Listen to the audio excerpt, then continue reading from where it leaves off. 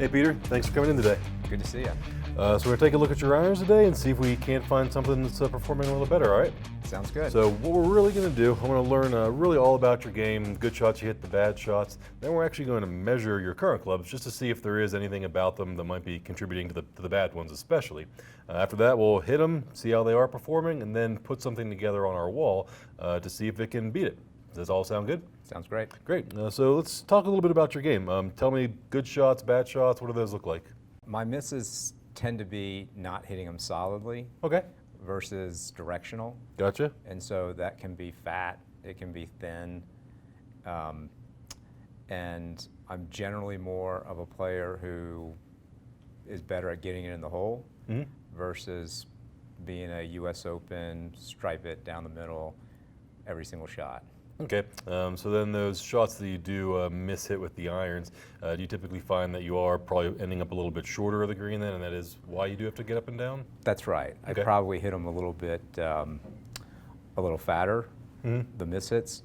And the shots that you do hit solid, tell me about the trajectory of those. Is it on the higher side, low side, maybe where you want it? I would say mid. Okay. Mid trajectory, and I'm happy to kind of play a cut all day, kind of one ball flight. And at the same time, sometimes I'll be undisciplined and try and work it different ways. Okay. And I might not be good enough to do that, but sometimes I try and do that. Okay, but your go-to shot is a little more of a fade, it sounds like. Just a little cut, yeah. Okay.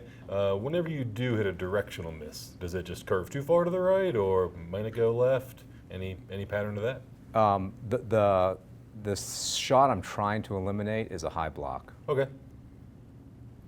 Very good. So tell me a little bit about these clubs. So they're only a generation old, so definitely some newer equipment. So yeah, these are about 2 years old. Were you fit for them? I've been fit for the shaft. Okay. Just general weight and flex. Yep. But not a specific shaft. And then I've been fit to play 2 degrees flat. Gotcha. But beyond that, that was probably a decade ago. Beyond that, I haven't done anything that's been more specific, specific shaft or anything like that. Gotcha. So just to make sure I understand, you were fit for the specifications about 10 years ago or so. So then whenever you ordered these, you just ordered them to those specifications. Right. That's Gotcha. right. Okay. That's right. Very good. Okay, great. So first things first, follow me and bring that club with you. We're going to actually get some measurements from it out here. Okay. Peter, so the first thing we want to test about your club is the lie angle. So you did mention you ordered these at 2 degrees flat. So I actually want to test them out and just see how they could be performing for you. Okay. So put some face tape on here, and it just has some different degree adjustment marks on there. All right, Peter, so let's take a look at how that one performs. So see that he did hit it a little bit off the heel, but I'm not worried about that right now. The line's pretty close to straight up and down. If anything, maybe it's just angled ever so slightly towards the toe. So what that means is whenever you hit, the toe might be just a little more upright than we want. You did already have these measured at 2 degrees flat.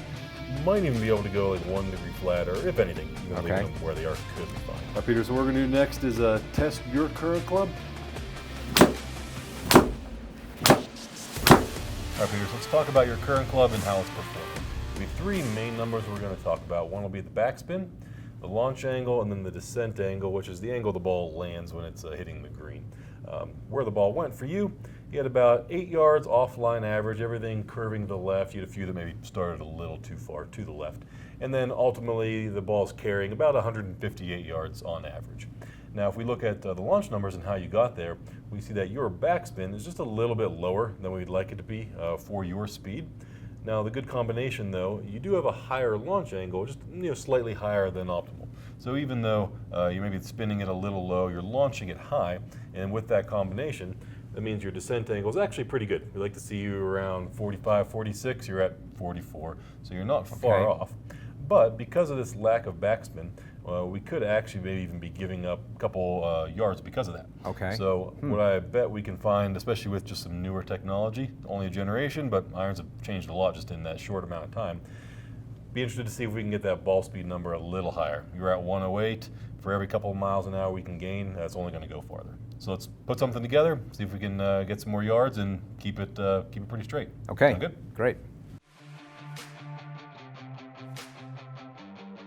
Peter, so the first one we're going to try out here will be the Callaway Apex Forged. Basically, this model replaced the Rogue. Now, with this year's Apex, it's actually a little bit smaller, so it should actually have a pretty similar look to what you're used to. All right, Peter, so the next one we're going to try out is going to be a Ping i500. This will be a little smaller look than the Apex we just tested. Still has a very similar hollow body construction. Same idea, trying to get higher ball speeds. Now, you did comment on the last one, the shafting feeling pretty light, which is accurate. We did go about 25, 30 grams lighter than what you're used to. This shaft will be much more similar weight, 105 gram regular flex. So similar to what you had, but same kind of player distance iron as the Apex. So. All right, Peter, so then the last one we're going to try out here will be a Mizuno JPX 919 Forged. So this will be similar player distance irons, a little weaker lofted compared to some of the models that we did just test. Trying to get the spin up, that could be beneficial for us. And then also, this is the exact same Dynamic Gold 105 R300 as the Ping that we just tested. All right, so let's go. All right, Peter, so let's compare how they performed. First club that we tested was just the newer version of what you currently had, and really didn't do any better. Ball speed stayed about the same, distance was identical. It did go a couple yards straighter, but not a significant improvement. What we really found was test club number 2 was the one that did improve upon your current set. So now if we take a look at those numbers, we see that your ball speed increased by, on average, 4 miles an hour, while keeping your backspin and launch angle almost identical. And that's really where the additional distance came from. By increasing your ball speed by 4 miles an hour, ultimately you were able to pick up about 5, even 6 yards. It's going to be like a half club for you. Okay. Forgiveness in general was maybe a little bit better there as well too, by just about a yard or two, so not a huge pickup there. And really the benefit of that one's going to be just this hollow body design. It's going to be a lot of those player distance irons now. Ball speeds, just because of the technology, are going to be that much faster. So definitely of the ones we tested, this is going to be the one for you. 5 yards farther, it's going to make the game a little bit easier for sure. Okay, great. Yeah, overall went pretty well. I mean, Peter came in with newer equipment. They were only a generation old, and he at least had gone through some sort of fitting process with them. So we did find that whenever we were testing them in the early stages of the fitting, his clubs were performing really well. It was going to be pretty difficult to beat them. So we did find something that performed ever so slightly better. But if you're a golfer coming in, you have clubs that are already fit, they're pretty new, you're typically not going to see huge gains, even with a newer model. So really for Peter, what that just led to was peace of mind. He knows that his irons anyway are performing just fine for him. He really doesn't have to look at new ones just yet. So as a golfer out there, it doesn't mean when you're going into a fitting that you necessarily have to come away with new clubs. It could be just like Peter. You find out that the clubs you have are working just fine, and then there's something else about your game maybe you need to address. We found something that was better, right? It was more ball speed, and it was a longer option for me. So there was something. It wasn't completely in a different neighborhood or completely game-changing, but at the same time we did find something.